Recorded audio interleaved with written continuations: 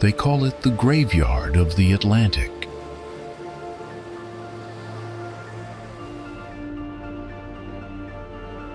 A tiny island in Nova Scotia has swallowed more than 350 ships over the centuries.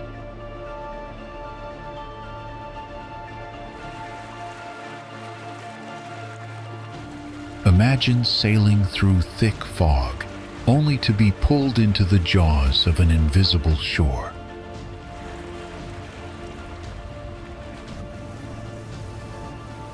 And this is just one secret of Nova Scotia.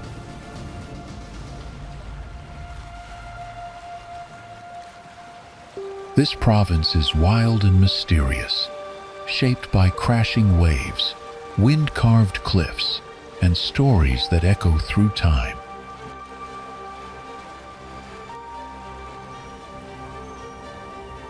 From hidden coves to colorful fishing towns, every place here has a soul.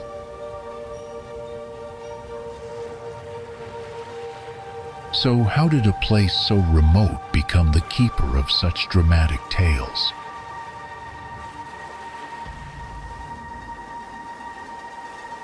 And what else is Nova Scotia hiding?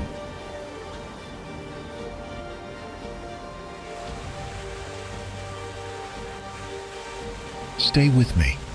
You're about to see a side of Canada most people never hear about.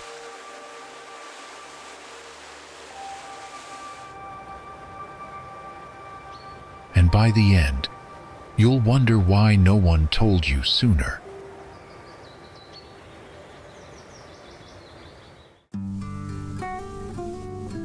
Oak Island is a small, tree-covered island on Nova Scotia's south shore, just off the coast from the quiet community of Western Shore.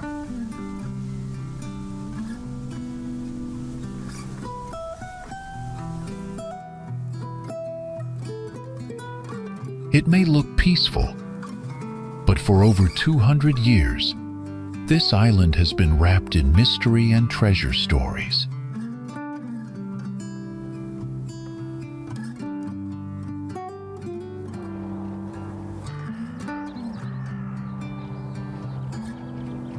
Many believe that pirates, or even ancient groups, may have buried gold, jewels, or important artifacts somewhere beneath the ground.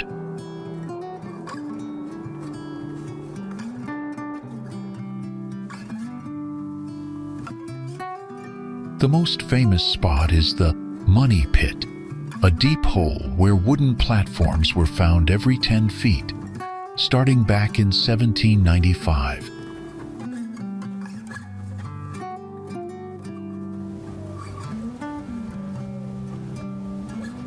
Since then, people have discovered strange clues all over the island, like a giant stone cross, a triangle-shaped swamp, and even old tools and coins.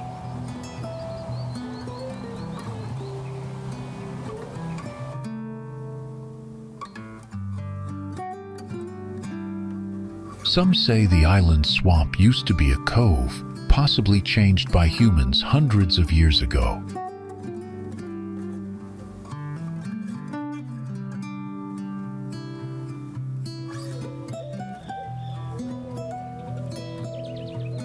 The island is also full of wildlife and flowers, from ospreys and puffins to lupines and Queen Anne's lace. Before we head to our next spot, let's test your Nova Scotia knowledge with a fun question. Nova Scotia means what in Latin?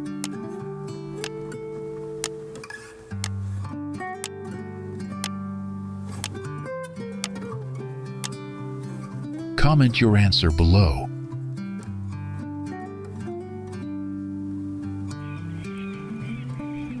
Have you ever heard of a village named after a shipwreck survivor?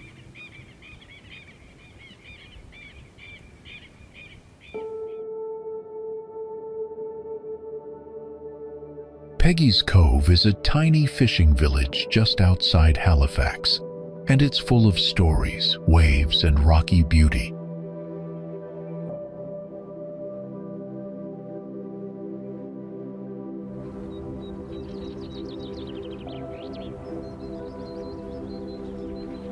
People say it got its name from a young girl who survived a shipwreck nearby. She was called Peggy, and the whole place was later named after her.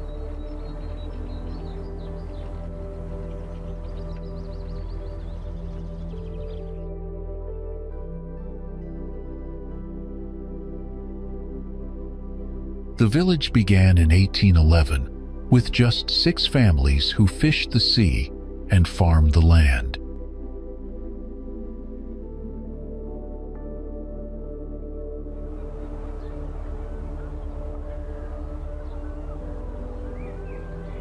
Today, it's still a real fishing village, but it's also one of the most loved tourist spots in Nova Scotia.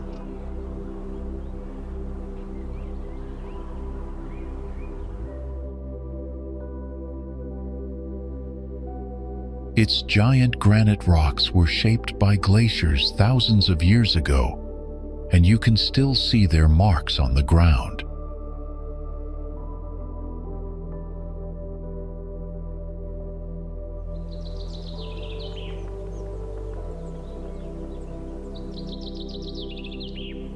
The Lighthouse, built in 1868, stands proudly at the edge, guiding ships and welcoming visitors.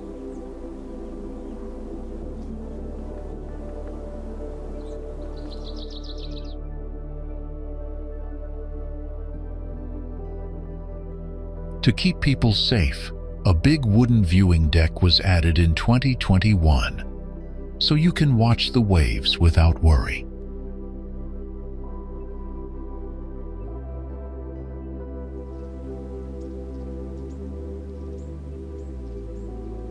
But be careful. Those waves can sneak up fast, even on sunny days. So stick to the dry, white rocks and enjoy the view.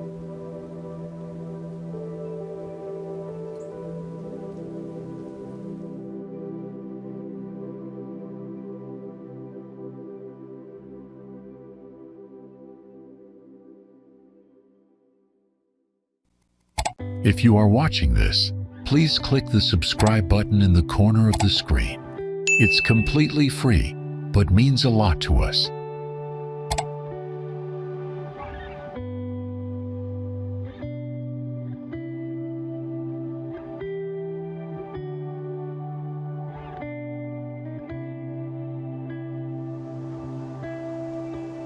What if I told you there's a town where over 70% of the buildings are still standing, just as they were in the 1700s?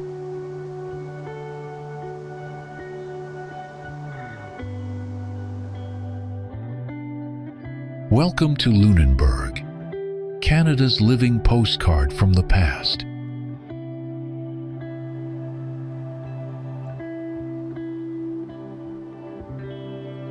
Long before the British arrived in 1753, this land was home to the Mi'kmaq and Acadian families who fished, farmed, and lived side by side.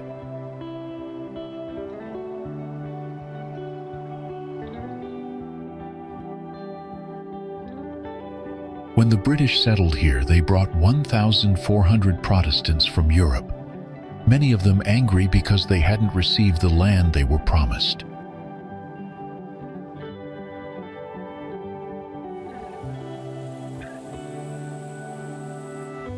Just 1 year later, they rebelled.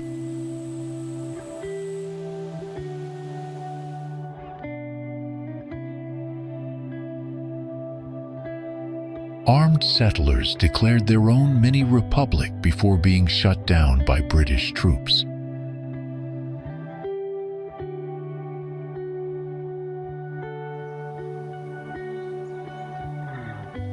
That wasn't the only time Lunenburg saw conflict.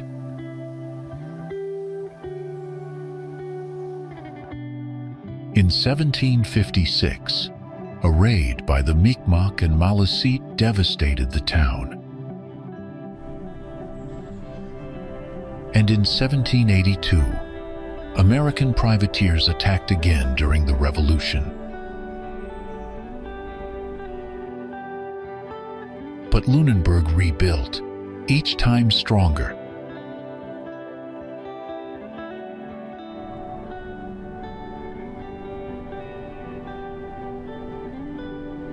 its fishermen turned to the open ocean, and shipbuilders launched legends like the Bluenose schooner from its docks.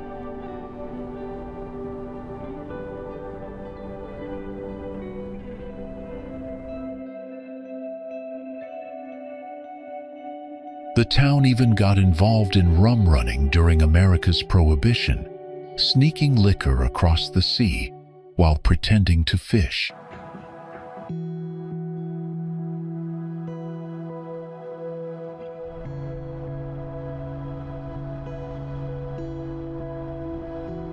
Today, the streets are lined with bold red and blue houses, many of them built before Canada was even a country.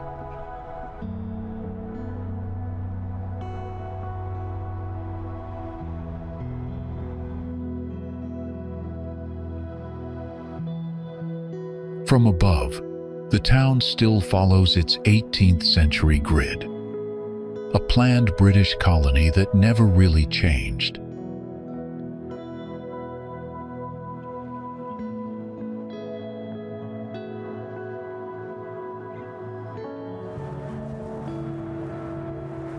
The Bay of Fundy sits quietly between Nova Scotia and New Brunswick, but its tides are louder than thunder.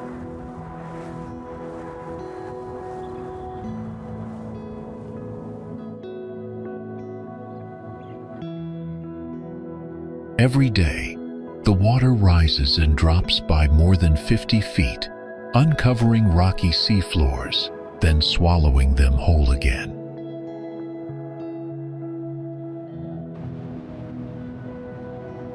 Twice a day, 100 billion tons of seawater rush in and out, shaking the ground and carving the coast.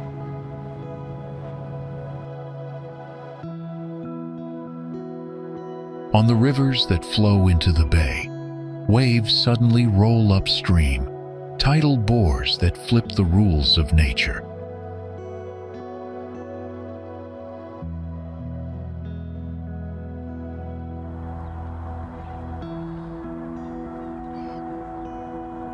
At low tide, miles of soft mudflats stretch into the distance, where tiny crabs leave trails and sea lettuce sways in the wind.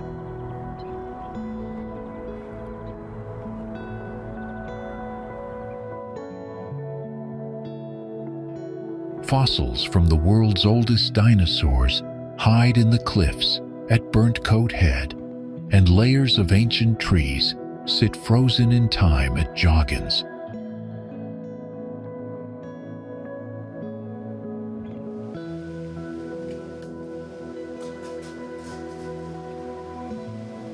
The Mi'kmaq and Passamaquoddy peoples named this place long ago, names that mean open way and waves at the head of the bay.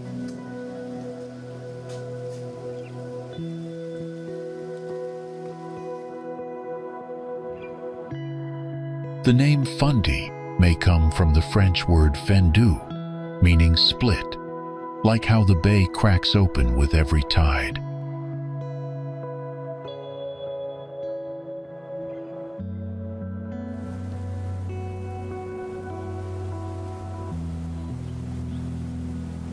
With its power, mystery, and ancient beauty, the Bay of Fundy is truly one of the most magical places on our planet.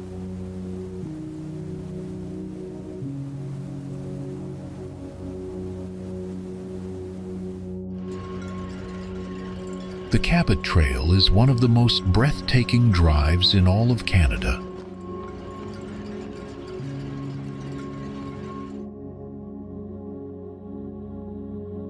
This 298-kilometer loop curves around the northern tip of Cape Breton Island, through rugged cliffs and rolling highlands.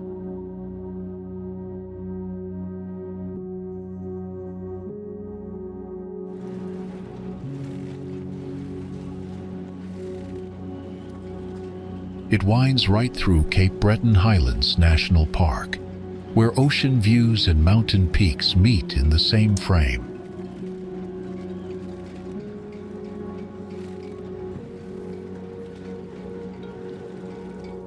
The trail is named after explorer John Cabot, who sailed across the Atlantic in 1497.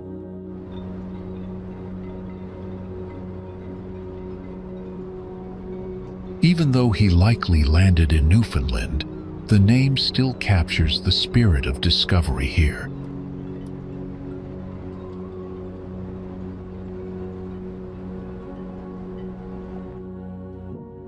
Built in 1932, the road feels like it was made for slow, thoughtful travel.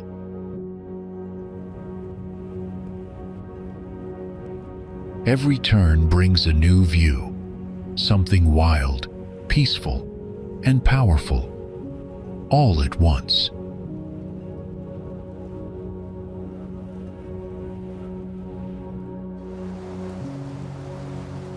Carter's Beach isn't just one beach. It's actually three, all linked together along the south shore of Nova Scotia.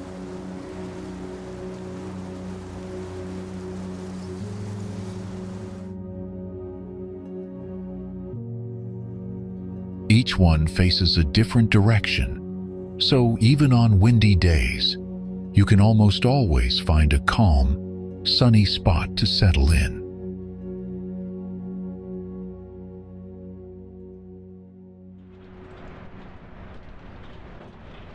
The first beach is a smooth crescent shape, with soft white sand and gentle shallow water that's perfect for wading.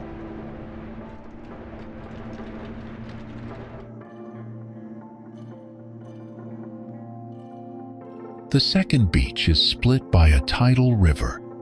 At low tide, it's just ankle deep and easy to cross, but at high tide, it can rise to your waist.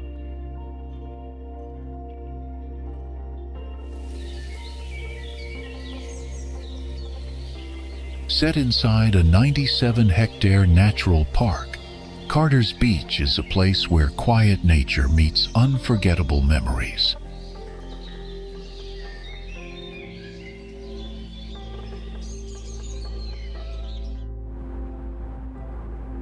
In 1917, two ships collided in Halifax harbor, and the explosion was so huge, it shattered windows 100 kilometers away.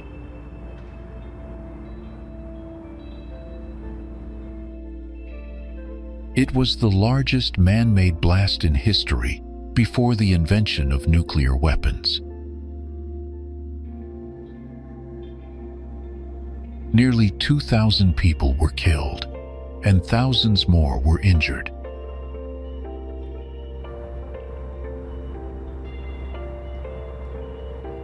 But from that tragedy, something powerful grew. Resilience, community, and a spirit that still lives on today.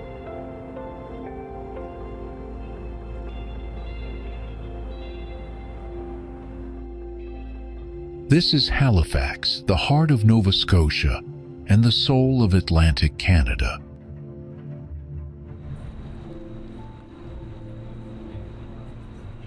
Before the British arrived, the Mi'kmaq people called this place Kipuktuk, meaning Great Harbor.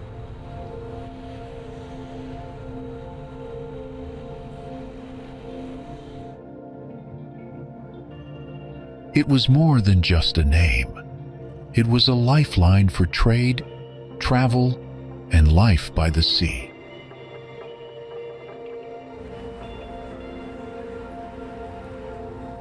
In 1749, the British founded Halifax as a new capital, building forts to protect it from attacks.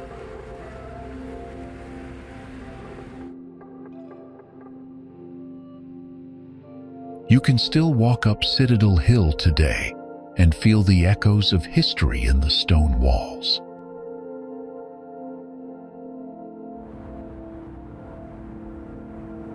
Over time, Halifax became a key port for ships, especially during winter when other harbors froze.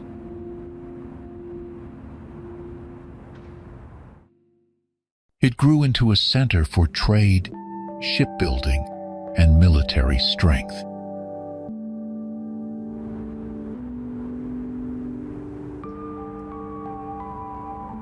even now, as a modern city full of universities, museums, and ocean views, Halifax never forgets its roots.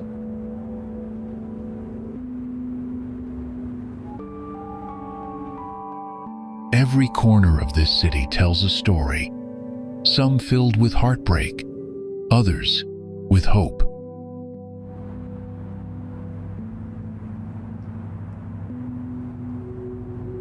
Is this stunning place on your travel list? Comment 1 if you've been there, or 2 if you're dreaming of going.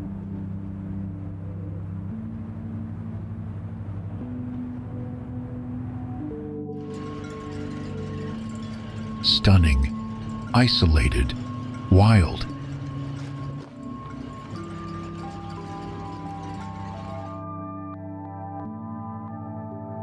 Cape d'Or looks like a place from a dream, but it's also one of the hardest to reach places in Nova Scotia.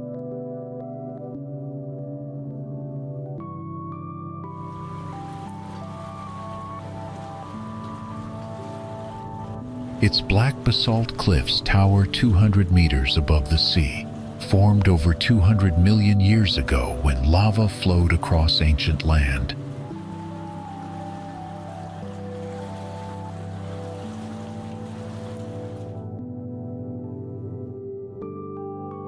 Later, a New York company spent millions building a copper mine here, complete with shafts, railways, and a worker village.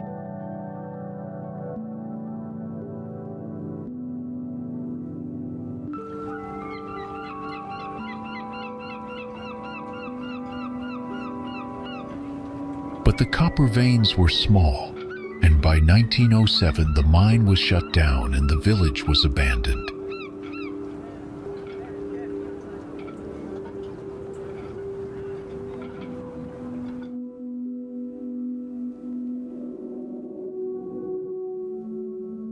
Today, only the lighthouse remains, overlooking the same sea that has shaped this place for thousands of years.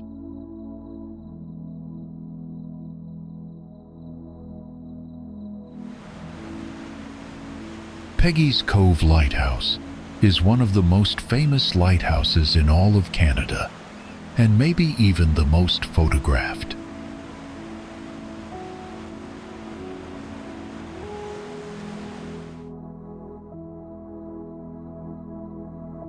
It sits on a giant stretch of granite rocks in the small fishing village of Peggy's Cove, along Nova Scotia's south shore.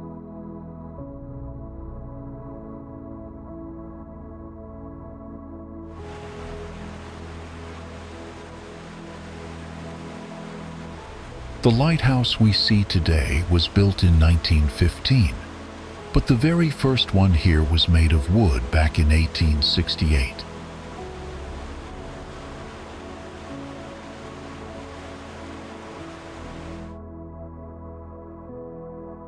That old wooden lighthouse had a red light made with a kerosene lamp and a shiny mirror to guide ships into St. Margaret's Bay.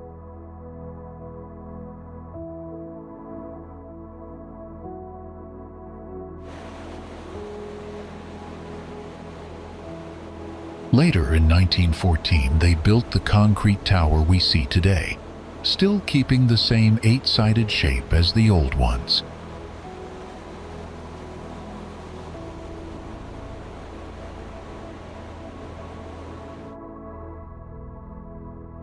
Over the years, the light color changed a few times, but in 2007, it finally returned to its classic red to match international rules.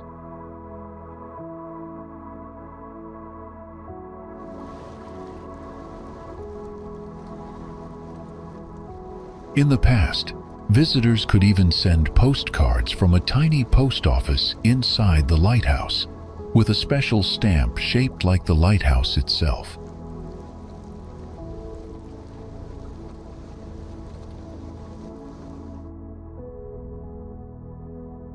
Because so many people visit, a safe viewing area was added in 2021, so guests can enjoy the view without climbing the dangerous rocks.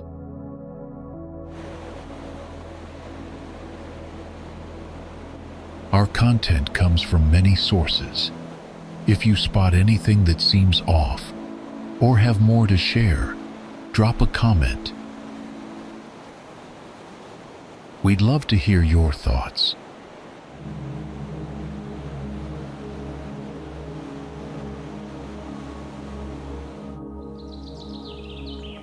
Long ago, the Mi'kmaq people named this island Unamaki, the land of fog.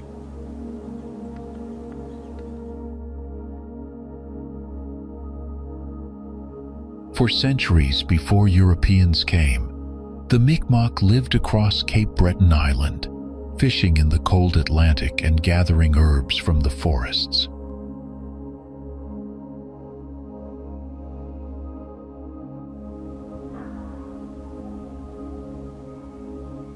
They held council at Miniku, on what is now the Potlotek Reserve, still the heart of Mi'kmaq governance today.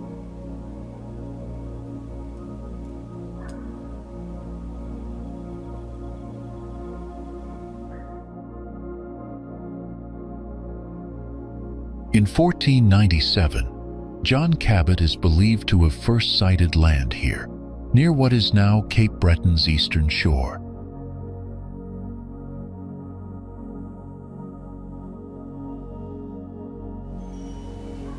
Later, French settlers called the island Ile Royale and built strongholds to defend it. In 1758, British forces captured the island, and in 1763, Cape Breton was formally handed over in the Treaty of Paris.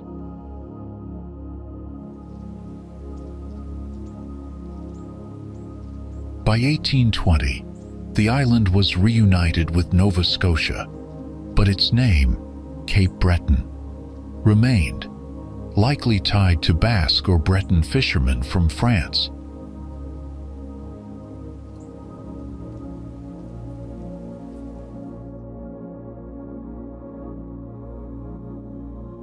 The Cape Breton Regional Municipality includes places like Sydney and Glace Bay, where coal mining and maritime heritage shaped daily life.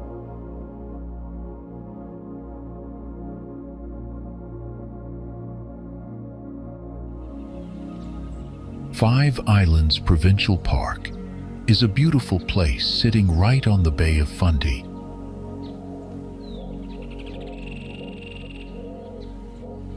Here, giant sea cliffs rise 300 feet high, looking over the world's highest tides.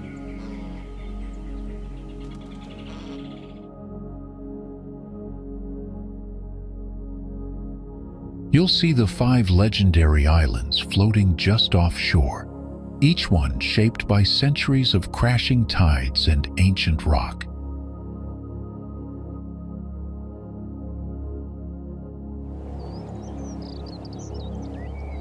And when the tide rolls out, it reveals a sea of mud flats.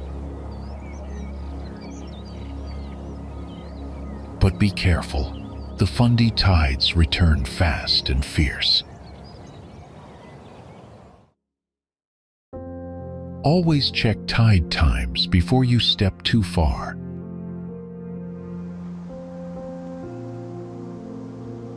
People come to hike, camp, hunt for seashells, and even go ocean kayaking.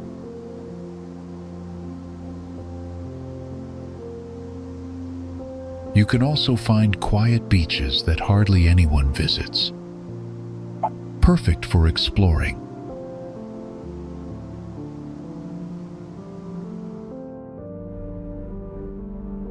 Just off the coast, about 3 kilometers from the mainland, there's a peaceful gem called Port Mouton Island.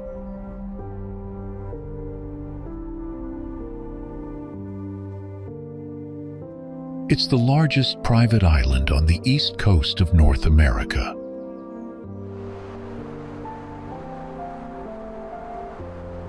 With 988 acres of land, about 75% of the island is covered in green, quiet forest.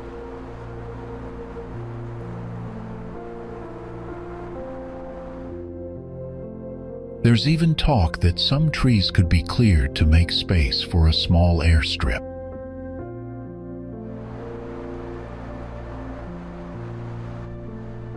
The island enjoys a calm Atlantic climate, with warm and gentle temperatures from May to October.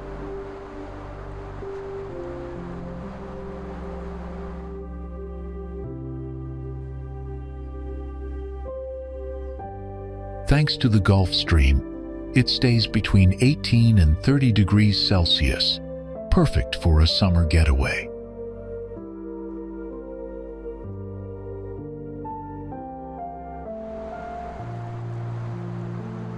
Peaceful, warm, and full of natural charm, Port Mouton Island is a place where nature meets comfort, and every moment feels like magic.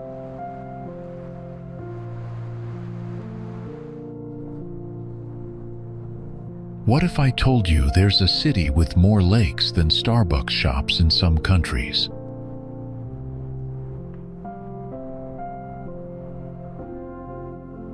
Welcome to Dartmouth, Nova Scotia, the city of lakes.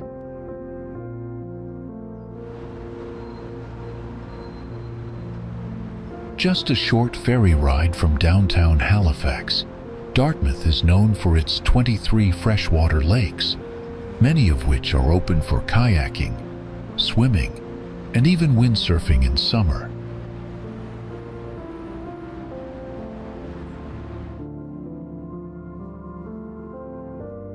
But before it became a weekend getaway spot, this land was called Ponamogo Atatjeji by the Mi'kmaq Ha, meaning salmon place, because of the fish once teeming in the harbor.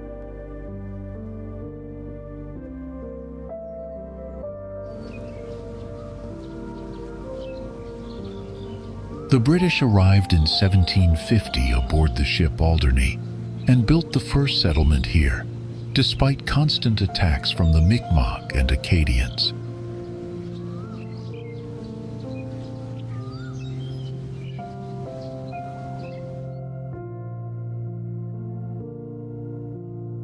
In the 1800s, Dartmouth shifted from quiet farmland to industrial town, thanks to shipbuilding and rope making.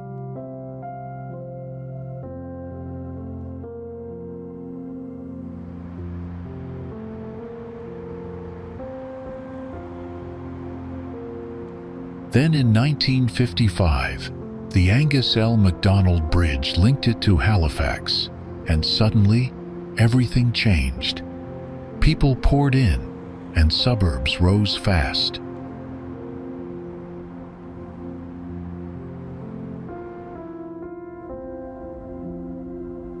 The A. Murray MacKay Bridge is a huge suspension bridge that connects Halifax and Dartmouth in Nova Scotia.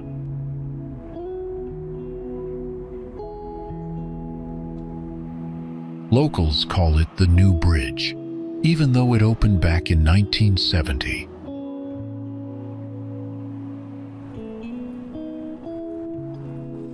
It carries about 52,000 vehicles every day and is the only bridge in the area that allows big trucks and semi-trailers.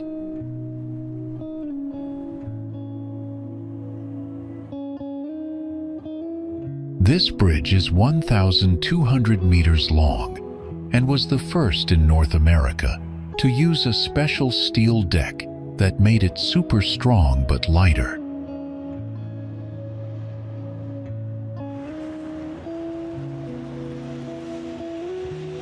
It was also one of the first bridges to be tested in wind tunnels, helping engineers understand how weather would affect it.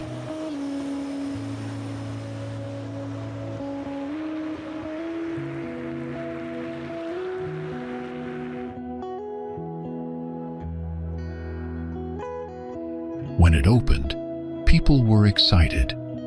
It was seen as a big step forward for both cities.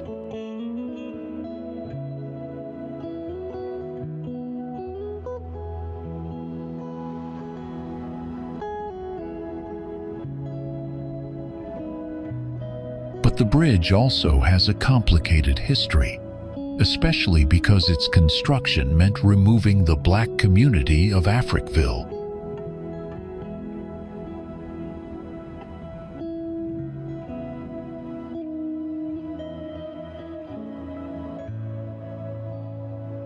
Now, over 50 years later, engineers say the bridge is aging and may need a full rebuild within the next 2 decades.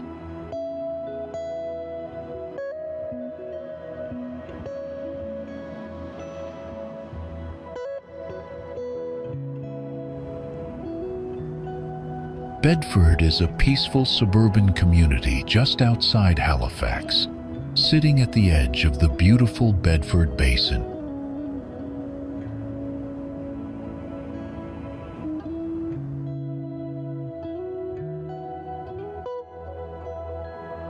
It was founded in 1750 and has grown into a family-friendly area with about 23,000 people calling it home.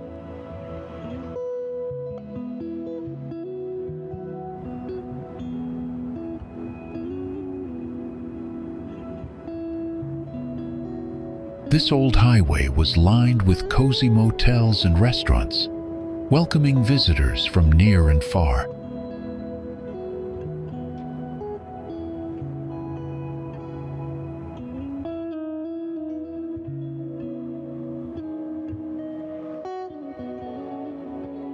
Today, Bedford is known for its quiet neighborhoods, good schools, and some of the most expensive waterfront homes in the region.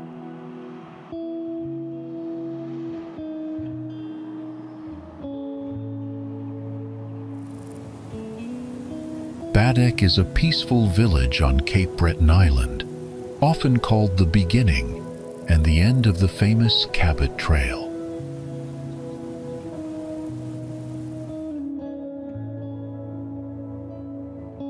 It sits right along the sparkling Bras d'Or Lake, making it a perfect spot for sailors and anyone who loves quiet beauty.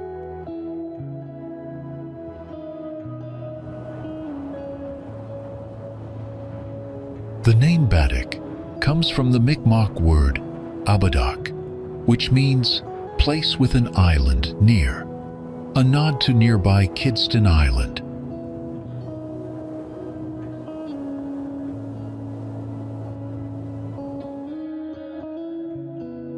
With its calm water, green hills, and rich stories, Baddeck is a place where history and beauty live side by side.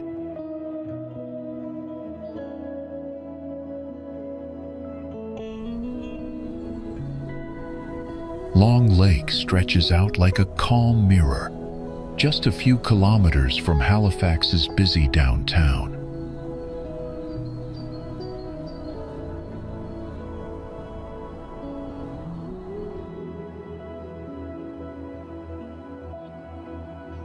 The lake we see today didn't always look like this.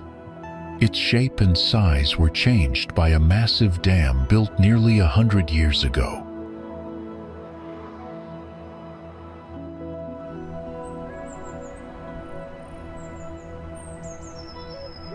That dam still stands on the eastern shore, holding back water that once flowed straight into Halifax's taps.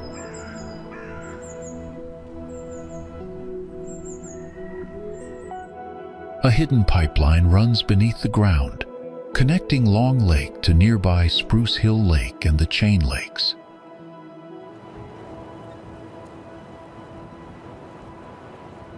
Before it became a park, Long Lake was part of the city's drinking water system and was completely off limits to the public.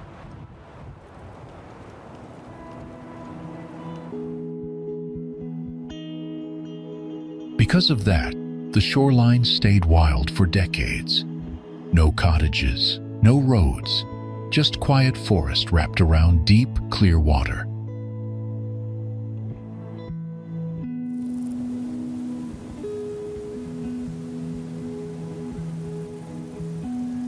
The lake is surprisingly deep in places, with dark, cold pools that once helped keep the water fresh and clean.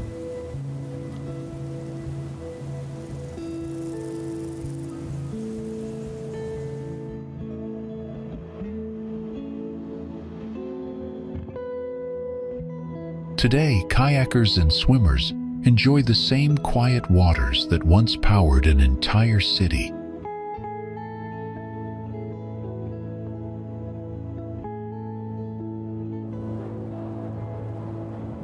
Just off the rugged coast of Cape Breton lies Scatarie Island, a place shaped by storms, shipwrecks, and centuries of conflict.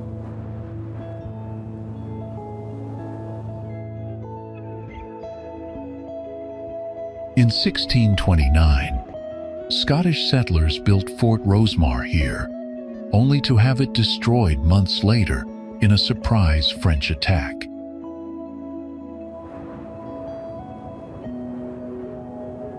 For centuries, these shores were more than just scenic, they were strategic.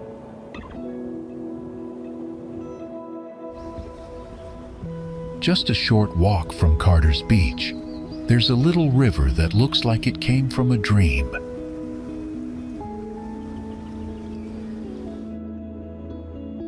Its water is a soft, clear blue, almost like the sky fell down to rest.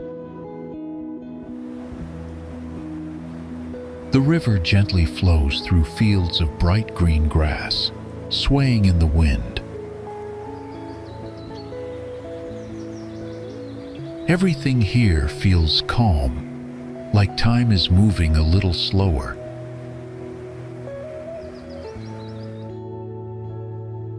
You can hear the water whispering and the birds singing in the trees nearby. It's the kind of place that makes you want to take a deep breath and just stay.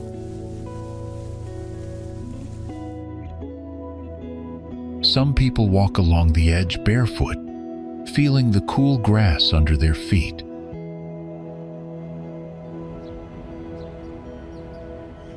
It's simple, peaceful, and quietly beautiful, a hidden piece of nature's magic.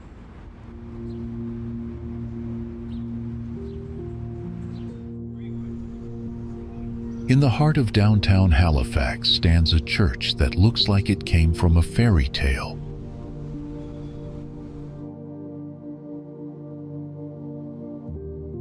This is St. Mary's Cathedral Basilica, the largest Catholic church in the Archdiocese of Halifax-Yarmouth.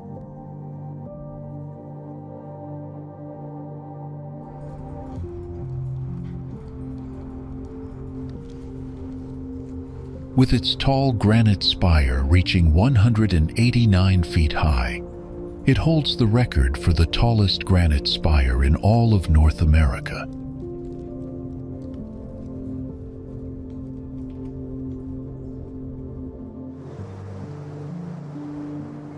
In Nova Scotia, the sea is never far.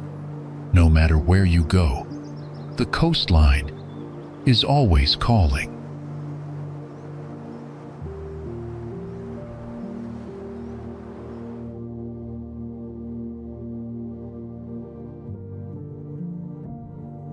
With over 13,000 kilometers of shore, there are beaches of every kind waiting to be explored.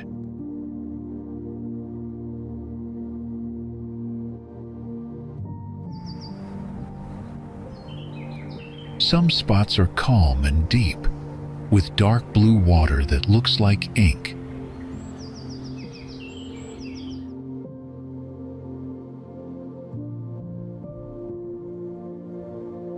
Other places have big waves crashing wildly against the rocks, full of energy and life.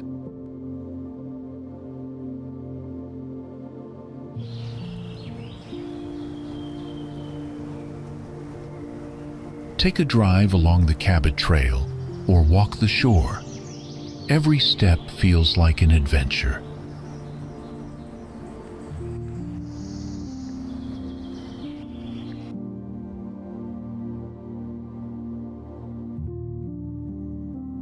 If you're lucky, you might spot a whale swimming nearby, or even a group of playful white dolphins racing the boat.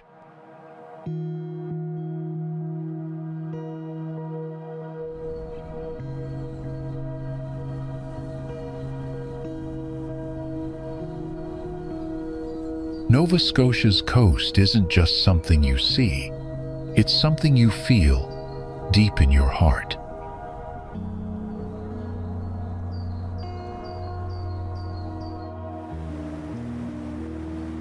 The Cornwallis River flows quietly through Nova Scotia, but its history runs deep.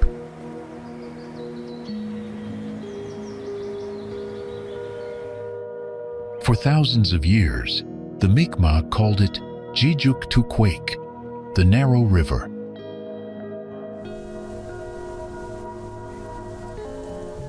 Later, it was renamed after Governor Cornwallis, a man known for violent actions against the Mi'kmaq, which still causes pain today.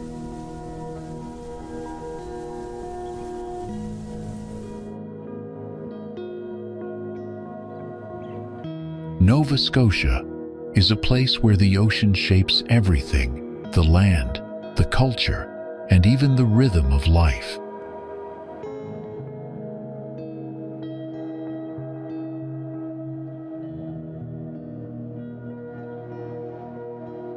It's where rocky coastlines meet peaceful bays, and centuries of history live on in quiet villages and proud old lighthouses.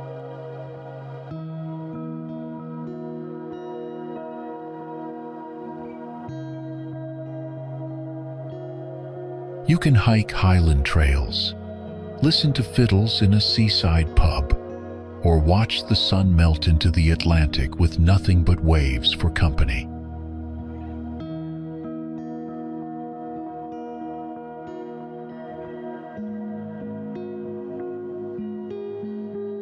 Every stretch of road here tells a story of resilience, beauty, and the people who call this place home.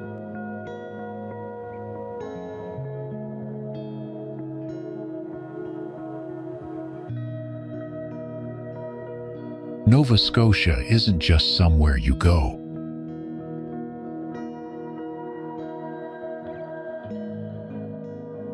It's somewhere you feel.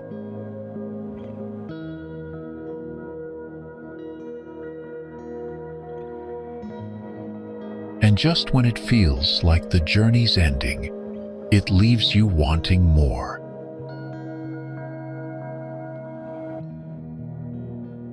Thanks for exploring the soul of Nova Scotia with me.